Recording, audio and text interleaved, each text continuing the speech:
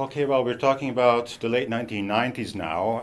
I had been doing some work on explicit and implicit learning at the time, and I became very convinced that explicit learning was the thing to do for adults, and that maybe the reason that adults do less well than children typically is that they become worse at implicit learning over time. So I wanted to sort of test that hypothesis formally, and that means I wanted to see to what extent how well adults did correlated with their explicit learning capacity as measured typically by MLAT, PLAB, and so on, tests that were around at the time. So that's really how I got started on this, and I wanted a language for which I could find enough people in the Pittsburgh area where I was at the time, and that turned out to be Hungarian. So that's how this all got started. Not really, except maybe how well everything came out, because the hypothesis that I started out with was really quite specific, namely no adults, or let's say nobody above age 15, nobody who learned past age 15 would do very well unless they had high aptitude. And so that was a very specific hypothesis. I was really sticking my neck out there, and that did come out exactly as predicted. One thing that maybe surprised me a bit more is that otherwise very similar structures like inversion in WH questions and inversion in yes-no questions, that they showed very different sensitivity to age. For yes-no questions, there was no age sensitivity. There was a large age sensitivity for WH questions. And so there again I thought, maybe there is an explanation here. There is much more salience to the inversion in the yes-no questions. And of course we know independently from literature in cognitive psychology that salience is more important for explicit than implicit learning. So there was a link there too.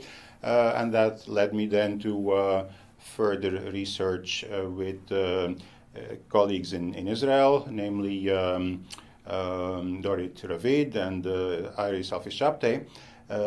Hebrew was an interesting language to look at as a second language because it is morphologically very rich, it's very different from English, and the different components of salience don't overlap as much in Hebrew as they do in English, as I knew from work at the time with Jennifer Goldschneider.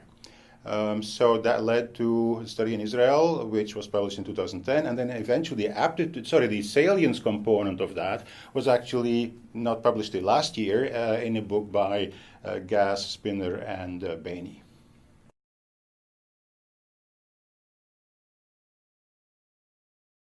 No, certainly not.